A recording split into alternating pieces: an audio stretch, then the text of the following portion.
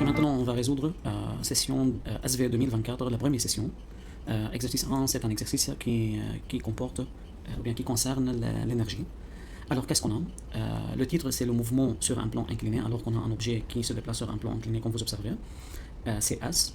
S, c'est un objet assimilé à une particule, alors sans dimension, à une masse M est égale à 0,2 kg. Alors on va enregistrer que M est égal à 0,2 kg.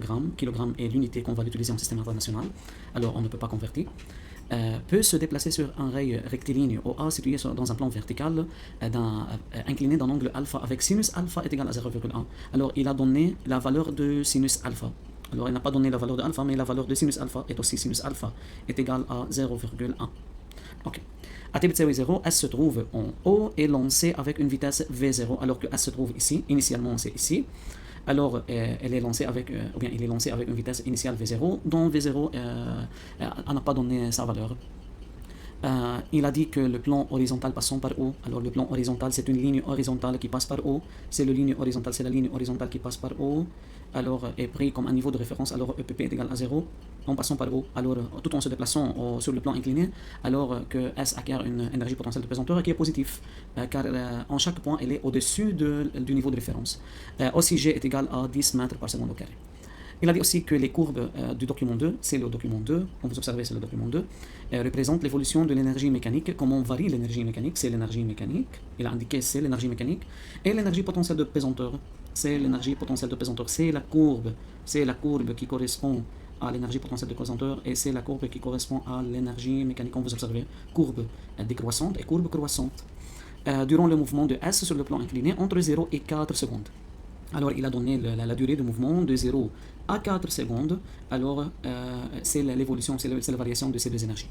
La première question, il a dit justifier l'existence de la force de frottement durant son mouvement entre 0 et 4 secondes. Alors, comment on peut montrer qu'il y a une force de frottement durant le mouvement? Toujours, il faut penser à l'énergie mécanique. Il faut penser comment à l'énergie mécanique. Il faut savoir si EM diminue.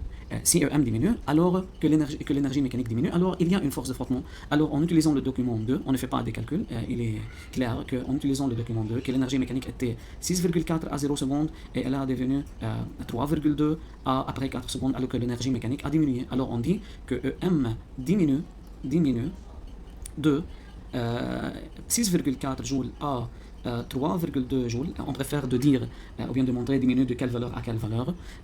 Puisque EM diminue, alors le frottement existe entre S et la surface du mouvement, et la surface. Alors, toujours, si la question est de montrer le frottement existe ou n'existe pas, toujours il faut penser à l'énergie mécanique. Si l'énergie mécanique reste constante, alors il n'y a pas frottement. Si l'énergie mécanique diminue, alors il y a frottement.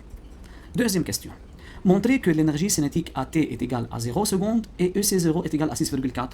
Alors, si on commence EC0 par sa relation n demi mv0 au carré, on constate que V0 n'existe pas, n'a pas donné sa valeur. Et puis dans la question 3, il a dit déduire la valeur de V0. Alors cette relation n'est plus applicable dans cette question. Alors il faut penser comment. On fait attention qu'à t btc V0 en utilisant le document 2 qu'on peut relever ou bien indiquer les valeurs de EM et de PP. Alors on dit en utilisant le document 2, le document 2, AT est égal à 0. EM0 est égal à quoi? Est égal à 6,4. C'est EM0 est égal à 6,4 joules. Et aussi EPP, alors, en utilisant la courbe de PP, AT est égal à 0, EPP est égal à 0. Est égal à 0 joules. Avec, on sait que EM est égal à EC plus EPP. C'est à chaque instant, cette relation est valable. Alors, on peut dire que EM0 est égal à EC0 plus EPP0. Et par suite, EC0 est égal. بنجيب الEPP لهاي الميلة بنترك الEC. فبيطلع عنا EM0 moins EPP0. Alors, c'est 6,4 moins 0 est égal à 6,4 joules. Alors, oui, il est vérifié. Question 3, il a dit qu'il faut déduire que la valeur de la vitesse V0. Toujours lorsqu'il dit déduire, alors on va utiliser la question précédente. Alors qu'est-ce qu'on a dans la question précédente? On a EC0 est égal à 6,4 et on sait qu'il y a une relation entre EC et V0. Alors on dit que n demi mv0 au carré est égal à 6,4. Alors n demi fois m, M c'est 0,2 kg, étant donné 0,2 kg dans son unité internationale, V0 au carré est égal à 6,4, et par suite 1,5 fois 0,2, il nous donne 0,1, V0 au carré est égal à 6,4, et par suite V0 au carré est égal à 6,4 sur 0,1, بنشيل 0,1 وبنكبها هون لأنه احنا بدنا نخلص منها.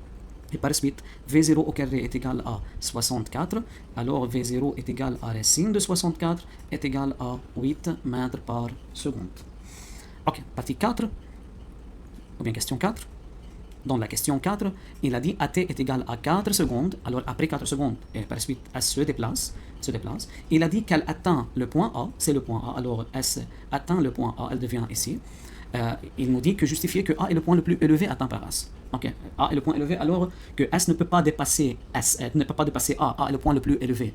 Il ne faut pas dire que d'après la figure, on observe que A est le point élevé. A est un point. S peut dépasser A, peut ne dépasser pas A. Peut arriver à ce point avant A, peut arriver à A, peut arriver à un point après A. Mais il a dit montrer que A est le point le plus élevé. Alors sur un plan rectiligne,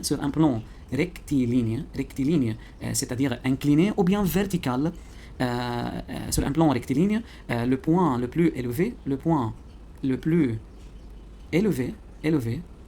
durant la montée, يعني هو الأوبجي قاعد عم يطلع, le point le plus élevé a une vitesse nulle, مش le point de vitesse nulle, l'objet a une vitesse nulle. Alors on dit au point le plus élevé, durant la montée, virgule, S a une vitesse nulle. Pourquoi S a une vitesse nulle? Alors c'est le point le plus élevé, elle ne peut pas dépasser ce point. Mais faire attention que le plan doit être rectiligne. Comment? Par exemple, si on lance un objet vers le haut, alors elle monte rectiligne, c'est le point le plus élevé, donc V est égal à 0. Sur un plan incliné, alors si on lance un objet et atteint le point le plus élevé, alors en ce point la vitesse doit être nulle, car elle est le plus élevée, elle ne peut pas dépasser ce point. Mais dans le cas d'un parabole, par exemple d'un projectile, si on lance un objet dans l'air, le point le plus élevé ici, V n'est pas à 0, car elle va continuer vers l'avant. Elle ne s'arrête pas en ce point puis elle tombe. Non, elle continue vers l'avant, elle ne tombe pas verticale.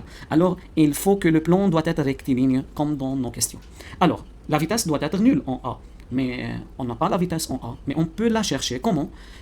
Aussi en utilisant le document 2. Alors, la vitesse, on peut la déterminer à partir de l'énergie cinétique. On dit en A, c'est-à-dire AT est égal à 4 secondes, alors graphiquement, EM est égal à, c'est EM, alors elle atteint après 4 secondes une valeur 3,2 joules, alors EM est égal à 3,2 joules, et aussi EPP est égal à quoi? Aussi EPP, elle augmente jusqu'elle atteint aussi 3,2 joules, alors c'est 3,2 joules.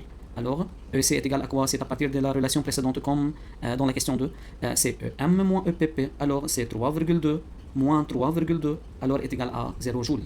Et par suite, puisque EC est égal à 0 joules, alors V est égal à 0 joules. Puisque V est égal à 0 mètres par seconde, alors puisque V est égal à 0 mètres par seconde, alors A est le point le plus élevé du trajet. Le point le plus élevé. Alors, pour montrer que le point est le plus élevé, il suffit de déterminer la vitesse en ce point. Ok, partie 5, ou bien exercice 5, déduire que la distance maximale parcourue par S, distance maximale, c'est-à-dire on a atteint le point A. Par S sur le plan incliné durant son mouvement, ascendant et OA est égal à 16 mètres. Alors, D maximal est égal à OA. Et par suite, on a atteint le point A. C'est le plan incliné dont on se déplace. Alors, c'est la distance maximale. Mais comment on peut la déterminer? Il suffit de dire que l'énergie potentielle de pesanteur en A est égale à 3,2 joules. Car l'énergie potentielle de pesanteur après 4 secondes est égale à 3,2. C'est l'énergie potentielle de pesanteur lorsque l'objet atteint A. Alors, EPP est égal à A. Alors, qu'est-ce qu'on peut déterminer? On peut déterminer l'auteur. Et par suite, MGHA est égal à 3,2. Et par suite, 0,2 fois 10 fois HA est égal à 3,2. Et par suite, 2HA est égal à 3,2, alors HA est égal à 3,2 sur 2, alors HA est égal à 1,6 mètres.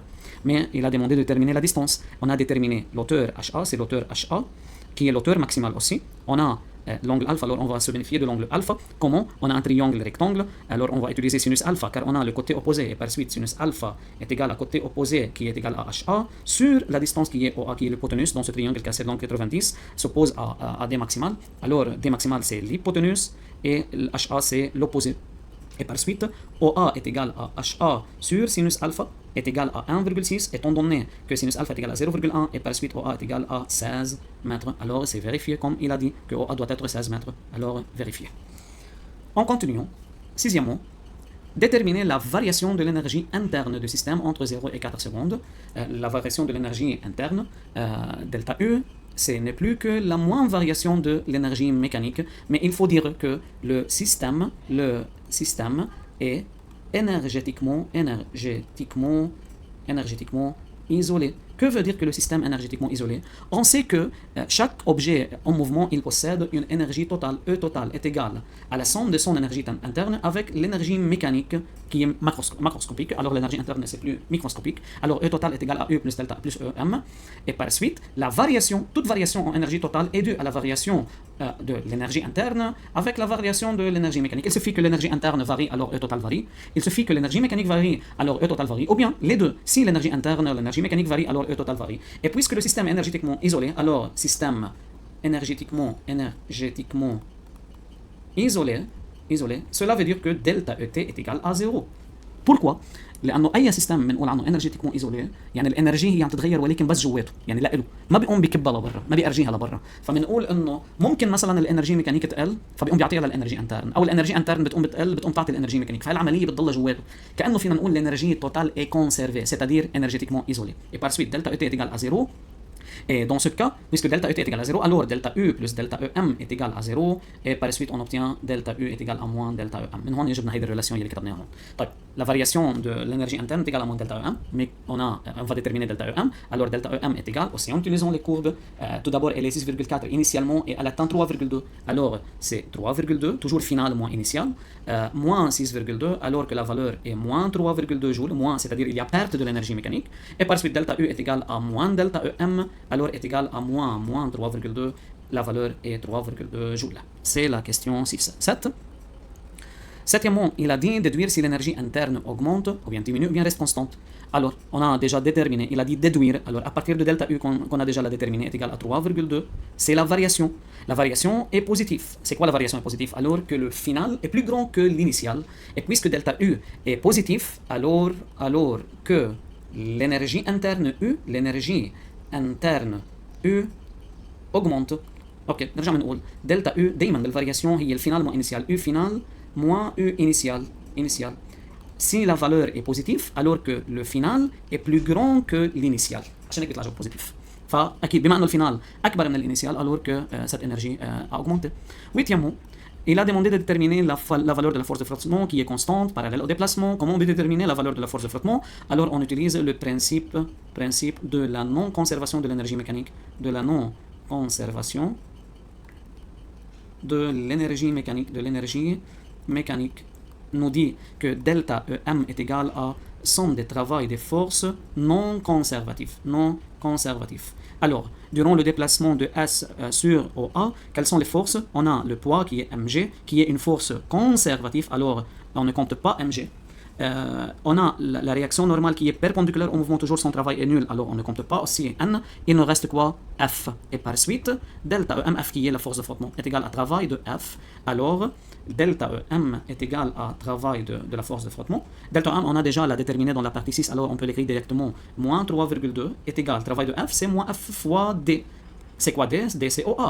qui est déjà donné 16 متر. اوكي هون بدنا ننتبه اذا نحن ما عرفنا نجيبها انه هي 16 متر طلعت معنا مثلا 5 نقوم ناخذ الفالور اللي هو اعطاني اياه يعني بيمشي معنا مع الغلط اذا هو مش مأرجين الرقم ولكن اذا قال لي برهنها انه 16 وطلعت معي ديس ما بمشي على شغلي هي ديس لا باخذ الرقم اللي هو اعطاني اياه بس اذا قال لي ديترميني او ا طلع معي او هو ديس وهو لازم يطلع ساس بس انا ماني عارفان انه لازم يطلع ساس فلا بختار الرقم اللي انا طلع معي عادي بيمشي معي على الغلط بس اذا هو مأرجين الرقم لا انا بدي ارجع اخذ الرقم اللي هو اعطيني اياه. Alors, c'est moins 3,2 est égal à moins f fois 16. On peut éliminer moins par moins et par suite, f est égal à 3,2 sur 16 est égal à 0,2 newton. La force, toujours, la valeur de la force, bien l'intensité de la force doit être positive.